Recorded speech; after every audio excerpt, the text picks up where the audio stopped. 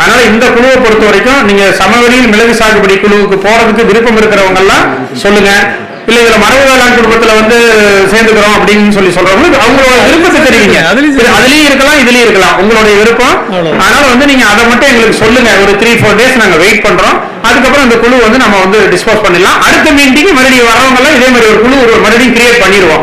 ஏன்னா இந்த மீட்டிங்கினுடைய இந்த வீடியோஸ் இந்த தகவல்கள் எல்லாம் உங்களுக்கு தெரியணும் அப்படிங்கிறதுக்காக நாங்க வந்து உருவாக்கணும். நீங்க வந்துட்டு போறதுக்கு இந்த வசதிகளுக்காக மட்டுமே இது உருவாக்கப்பட்ட குழு ஆகும். அதனால இது வந்து ஒரு நிரந்தரமா வச்சிருக்கிற குழு அப்படிங்கிறது கிடையாது. இதுக்கு தகுந்த மாதிரி நீங்க மாறிக்கலாம்.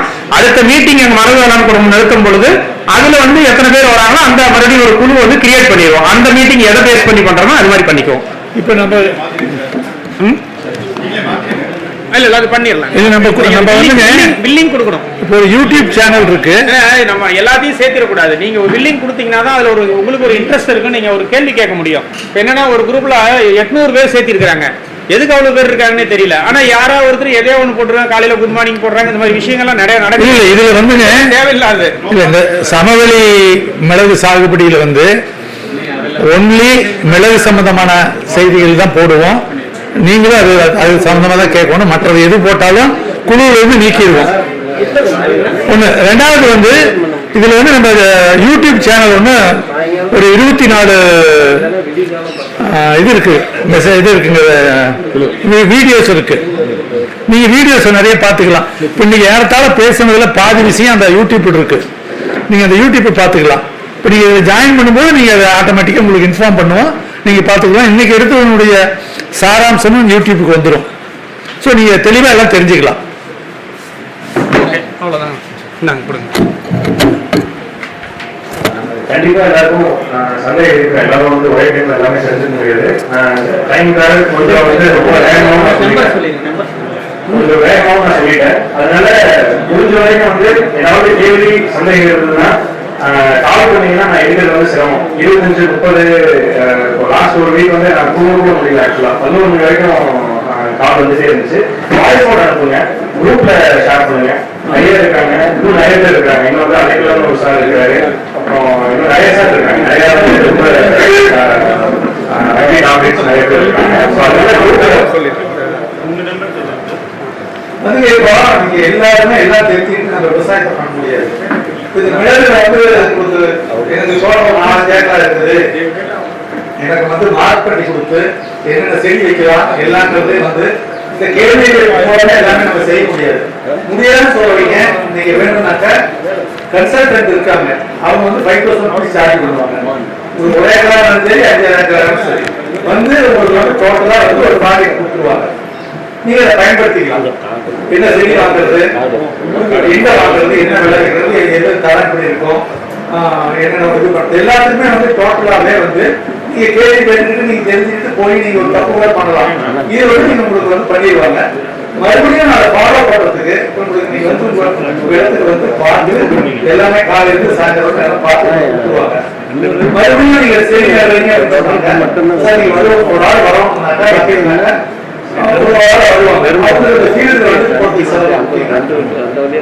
அதெல்லாம் யூஸ் பண்ணிக்கலாம். சென்னை இருக்கலாம், அவர் எல்லாமே வந்து நம்ம ஃபாரின் பார்த்துட்டு இருப்பாங்க, அவங்க இம்ப்ளிமெண்ட் பண்ண முடியாது. எல்லாருமே வந்து ஞாபகம் வச்சுக்கிட்டு செய்ய முடியாது. ஒரு குழி எடுக்கிறதே வந்து அது மாற பண்றதுக்கு சில பேருக்கு தெரியும், சில பேருக்கு தெரியாது. அதனால நீங்க யூஸ் பண்ணிக்கிறாங்க. நீங்க எதுனா நீங்க குரூப் போடுங்க, அசிஸ்ட் பண்றோம். என்னுடைய மரபேளாண் குழுக்களுடைய பொருளாளர் திரு முருகேசன் அவர்கள் இந்த நினைவு பரிசை வைப்பார்.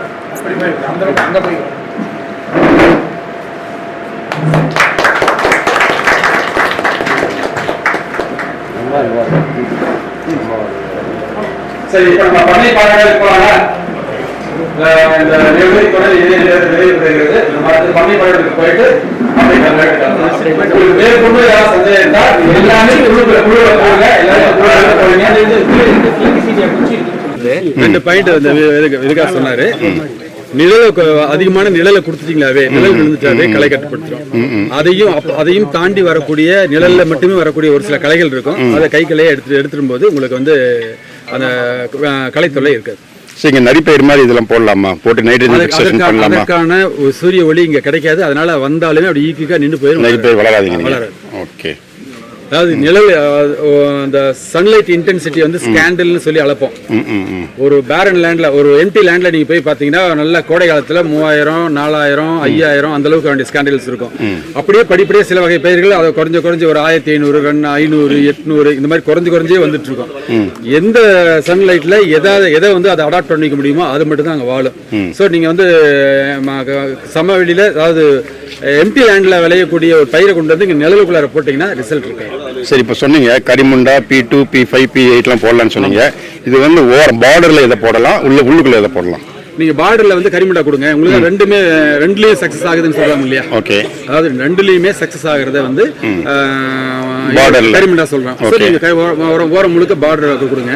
அந்த பார்டர்ல கூட பாத்தீங்கன்னா நீங்க இந்த மேற்கு தொடர்ச்சி மலையில ஈரப்பதமான காற்று இருக்குதுங்கிற விஷயத்தை டேவிட் சார் சொன்னாருங்களா? ஆமாங்க. அதே மாதிரி உங்க தோட்டத்திலயும் உள்ளார ஈரப்பதம் வேணும்னா நீங்க என்ன பண்ணணும்னா, சுற்றி அந்த வயலை சுற்றி 4 புறத்திலையும் உயரமான மரங்கள், காற்றை தாங்கக்கூடிய மரங்கள், வலிமையான மரங்களை நிறுத்தி அதுல வந்து நீங்க இந்த இதை மிளகு கொடியும் ஏத்திட்டீங்கன்னா உங்களுக்கு உள்ளார வந்து அந்த வெப்ப அனல் காற்று உள்ளார வரதை நீங்க குறைச்சிட முடியும். உள்ளார இருக்கிற அந்த ஈரப்பதத்தை தப்பி போக முடியாது. நீங்க வெற்றிலை கொடிக்கால் பார்த்திருக்கீங்களா? வெற்றிலை கொடிகாலில் இந்த நான் சொன்னதான் செஞ்சிருப்பாங்க. சுத்தி ஒரு உயிர்வேலி கொடுத்திருப்பாங்க. அதுல வாழை மட்டை எல்லாம், தென்னை மட்டை எல்லாம் வந்து தொங்க விட்டுருப்பாங்க. உள்ள இருக்கிற காற்று வெளியே போகாது, வெளியில இருக்கிற காற்று உள்ளார ஆகாது. கீழே நீர்ப்பாசனம் பாய்ச்சிய பிறகு அந்த நிலத்திலிருந்து ஆவியாகிற அந்த ஈரப்பதம் காற்று அங்கேயே இருக்கும். அந்த ஈரப்பதம் தான் அது வந்து நல்லா வளர்றதுக்கான உகந்த சூழலை உருவாக்குது. அதே மாதிரி இந்த மிளகுக்கும் வந்து அந்த மாதிரி அந்த ஈரப்பதமான சூழல் இருந்தா மட்டும்தான் உங்களுக்கு பாலினேஷன் ஆகும். சரி, காற்றை தாங்கக்கூடிய மரம் சொல்லிங்க. அது தேக்கு உகந்ததா இல்ல மகாகனி உகந்ததா? மகாகனி வேண்டாம் அப்படிங்கிறது பாலசாமி ஐயாவோட கருத்து. ஏன்னா அது வந்து ஒரு வகையான உதிர மரமே இதை சொல்லுவாங்க. அந்த மரம் வந்து வலிமையான மரம் அல்ல. அடிக்கடி கவாத்து செய்யறதுக்கு ஏற்ற மரமும் இல்ல. மரம் பெருக்கும் போது மேல கவாத்து பண்ணிட்டா மரமும் பெருக்காது. அதனால அந்த மரம் வேண்டாம்னு சொல்றாரு. இதுக்கு வந்து உகந்த மரம், அதாவது மிளகு மட்டுமே வளர்த்தணும்னு நினைச்சா உள்ளார கிளை செடியாகும். ஓரப்பகுதிகளில் வந்து நீங்க தேக்கு அல்லது சில்வர் மரம் அந்த மாதிரி மரங்களை பயன்படுத்தி. ஏன்னா இதுக்கு ஈஷா பரிந்துரை பண்ணி நான் வந்து 500 மகாகனி வச்சுட்டேன். நானும் மகாகனி வச்சிருக்கிறேன். ஆனா அந்த மகாகனி அவ்வளவு ஒன்றும் சிறந்த ஒரு மரம் இல்ல. அதாவது டிம்பர் வேல்யூ உள்ள மரம் இல்லை. அது வந்து பிளைவுட்டுக்கு மட்டும்தான் ஆகும். அதாவது சாஃப்ட் வுட்னு சொல்றோம் இல்லைங்களா? அது வந்து சாஃப்ட் வுட்டை சேர்ந்தது. உதிரம் பெருத்தால் உத்திரத்திற்கு ஆகாதுன்னு ஒரு பழமொழி அவர் சொல்லுவாரு. அது வந்து உதிர மரத்தை வகையை சேர்ந்தது. இந்த மரம் பெருசாகிறதுனால வீட்டுக்கு உத்தரத்துக்கு எல்லாம் போயிட முடியாது, மரம் தான் பெருசாக முடியும், பிரயோஜனம் இல்லை அப்படிங்கறது தான் அந்த பழமொழி.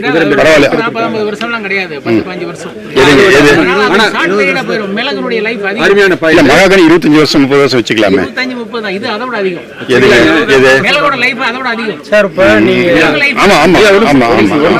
மகாகனி வந்து அவ்வளவு நாள் நீங்க வளர்த்தும் போது அதனுடைய அந்த கனாப்பி, அதனுடைய ஏரியா அதிகமா பரப்பு நீ கொடுக்க வேண்டியிருக்கும். ஆமாங்க, அவ்வளவு கொடுக்கும் போது முழு நிழல் கீழே வந்துடும். அந்த மிளகுல பலன் இல்லாது.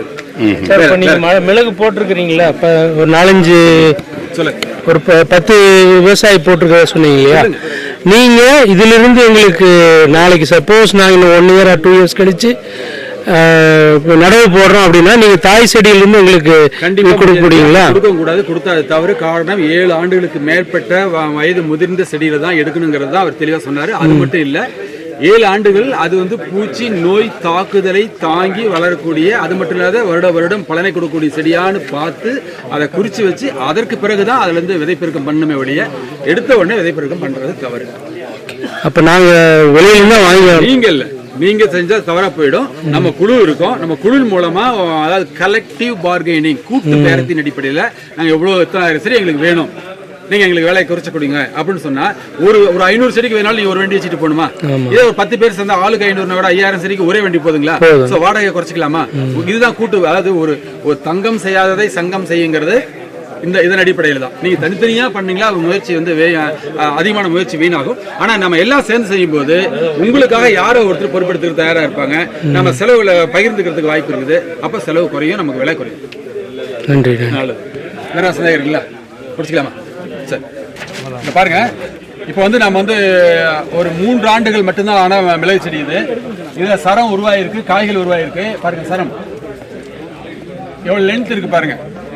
இதுல பாருங்க, இதை கூட இதுல மணியை கட்டிருக்கு பாருங்க. இங்க பாருங்க, இங்க பாருங்க, இங்க பாருங்க. கவனிக்க முடியுதுங்களா? பாருங்க மணியே உருவாகிருக்கு, மணி உருவாகிருக்கு. இது முதிர்ந்து வந்தாலும் மிளகு பன்னீர் பன்னீர் ஒன்று தான். இந்த லென்த் வந்தாவே இது பன்னீர் தான். 3 வருடம் 3 வருடம் வரும், கண்டிப்பாக 6 இன்ச்சு வரும், கண்டிப்பாக 3 வருடம்னா இது முன்னாடி அறுவடை பண்ணிருக்காங்க. இல்லை, இந்த வருடம் தான் வந்து அதிகமாக வந்திருக்கு. போன வருடம் 1-2 பூ மட்டும் வந்திருக்கும். அதில் பாருங்க சார், இதுல ஆக்டிவா எத்தனை கொடி இருக்குங்க? அது பழம் பழுத்திருக்கு. ஆமா, அப்படியே போன வருடத்து பழம். ஆமா ஆமா ஆமா, அந்த ஸ்டேஜில் தான் நம்ம அறுவடை பண்ணணும். அந்த பாதி பழுத்துருக்கு இல்லைங்களா, மேலே 1-2 பழுத்த உடனே அந்த ஸ்டேஜில் அறுவடை பண்ணணும். அது போன வருடம் வந்து இன்னும் 2 குலை இருக்க மாட்டேங்குது. அதிகமாகிட்டு அதே உதிர்ந்துடும், அந்த குலையே உதிர்ந்துடும். பார்த்துங்களா, இதுதான் ஒரு 10 வருஷம் 12 வருஷம் 15 வருஷம் ஆச்சு. ஆனால் 2 இது பழம் வந்து பார்த்தாவே அறுவடை பண்ணலாம்.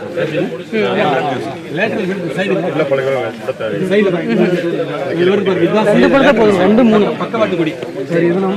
இதுல வந்து பதியம் போட்டு கொடுத்தாதான் உங்களுக்கு செடி மிளகு. சரிங்களா? புஷ் பெப்பர் உங்களுக்கு இங்கிலீஷ்ல சொன்னாதான் புரியுமா? இதுதான் செடி மிளகு.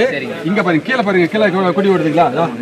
இதான் வந்து கிரவுண்ட் ரன்னர். சரிங்க, கீழே மட்டும் தான் ஓடும் அந்த கிரவுண்ட். அதுல வந்து நம்ம இந்த கிரவுண்ட் ரன்னர்ல 1 வருடம் விட்டுறோம். இப்போ எடுத்து பதியம் போடக்கூடாதுங்க. குறைஞ்சது 1 வருடம் விட்டுட்டு அதை வந்து கீழே விட்டா வேர் பிடிச்சிக்கும் இல்லைங்களா? அதுதான் அப்படி இதை வந்து அப்படியே வந்து வட்டமா சுத்தி நம்ம வந்து கட்டிட்டே வரலாம்.